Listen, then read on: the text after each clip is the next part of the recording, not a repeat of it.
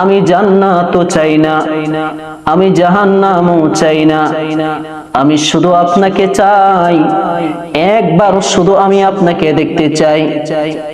আব্দুল কাদের জিলানী রাহমাতুল্লাহি আলাইহি একটা কবিতা বলতেন, जन्नत दोज़ख से या रब क्या करो, जन्नत दोज़ख से या रब क्या करो, आरज़ू है मैं तुझे देखा करूं, आरज़ू है मैं तुझे देखा करूं।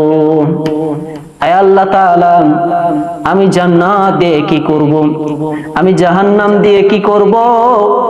আমার তো তামান্না আমি একবার আপনাকে দেখতে চাই, আমি একবার আপনাকে দেখতে চাই।